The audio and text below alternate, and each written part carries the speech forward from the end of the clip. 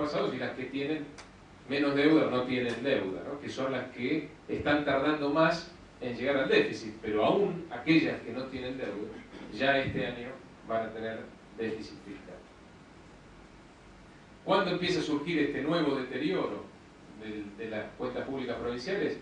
En el 2005, con la recuperación del salario público en las provincias. Ustedes piensen que entre el 50 y el 80% del presupuesto provincial está destinado a salarios, es decir, cada decisión de aumento de salarios de empleados públicos tiene una repercusión en las cuentas provinciales, obviamente muy importante.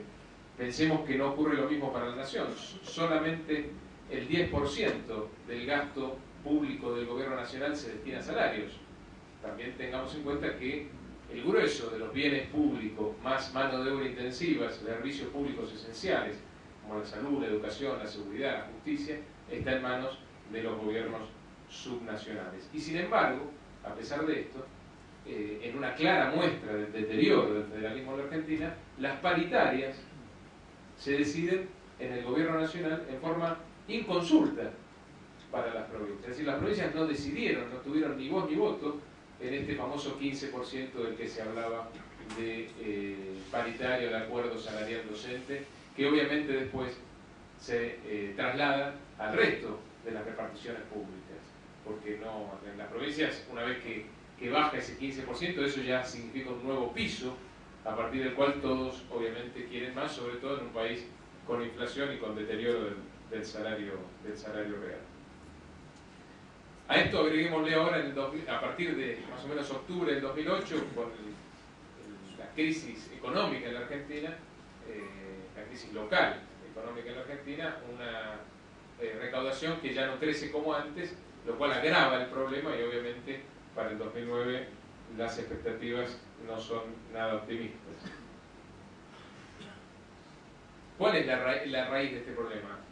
Esto tiene que ver con cuestiones coyunturales y con cuestiones estructurales, porque más allá de la cuestión coyuntural, es decir, de que el gobierno, por ejemplo, el gobierno nacional utiliza las provincias como variable de ajuste, pensemos que en el 2008, en donde el gobierno nacional pudo mostrar un resultado fiscal mejor que en el 2007, la única variable de ajuste, si uno analiza el presupuesto, los diputados del presupuesto, fueron las transferencias discrecionales a las provincias, es decir, todo lo que se transfiere a las provincias por afuera de las transferencias automáticas, que va a la obra pública y que va a los programas sociales.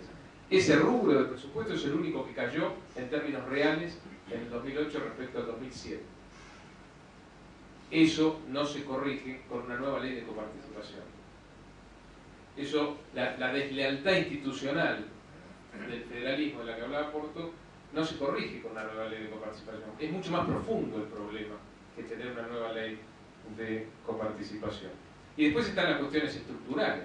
Pensemos que en el año 91 las provincias tenían una responsabilidad sobre el gasto primario total de la Argentina del 38% y una participación sobre el total de la torta de recursos federales del 46%. Es decir, 38 participaban en el gasto, 46 participaba en la torta de recursos. Hoy en día participa en el 50%, es decir, aumentó muchísimo su responsabilidad en el gasto, es responsable de la mitad del gasto primario, y sin embargo su participación en la torta de recursos federales cayó a menos del 30%. Es decir, pasó del 46 a menos del 30 en el reparto de la torta de recursos y aumentó del 38 al 50 en su responsabilidad. Esto es lo que a mi juicio condena a las provincias al déficit fiscal si no se corrige de plano. Y después hay otra cuestión, que es la paradoja de convivencia por primera vez de un sector o de un nivel de gobierno que le va, o que le iba, por lo menos hasta el año pasado, relativamente bien, o que podía mostrar números fiscales relativamente buenos desde el punto de vista fiscal, con otro nivel de gobierno que muestra cada vez números, un frente fiscal más deteriorado ya desde el 2005. Y esta paradoja de un gobierno o un nivel de gobierno que le va bien y un gobierno que le va mal, no se explica por diferencias de gestión. Es decir, hay que tener mucho cuidado, porque uno ve provincias que ya no pueden pagar los sueldos y ve que el gobierno paga los sueldos al día, o que bueno, por ahora paga los sueldos al día, las jubilaciones al día, y dice, bueno, acá hay un error, una diferencia de gestión, uno gestiona bien y otro gestiona mal. Hay que tener mucho cuidado y hay que entender que detrás de ese deterioro fiscal de las provincias hay cuestiones muy profundas que hacen a los problemas o las deficiencias del federalismo fiscal.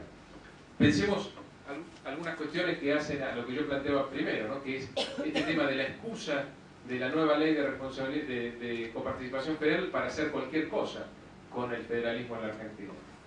Si se hubiera coparticipado el impuesto al cheque, nada justifica la no coparticipación del impuesto al cheque. Las provincias hubieran recibido entre el 2002 y el 2008 26.000 millones de pesos adicionales y hubieran tenido un superávit en el 2008 de 6.000 millones. Después está el problema del ANSES que tocó Porto recién.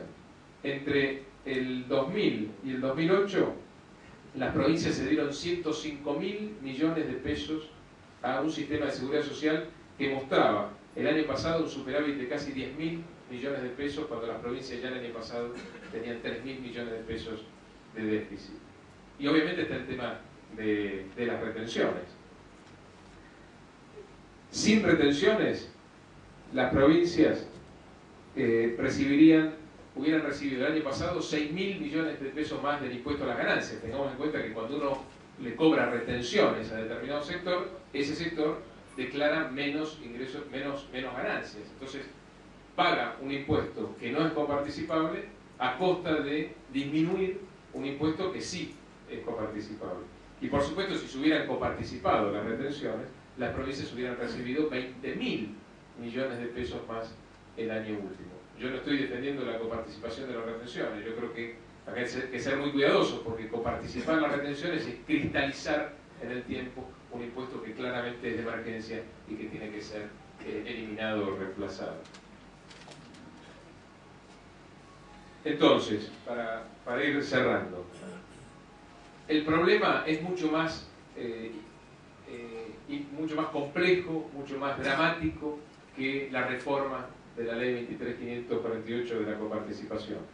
El problema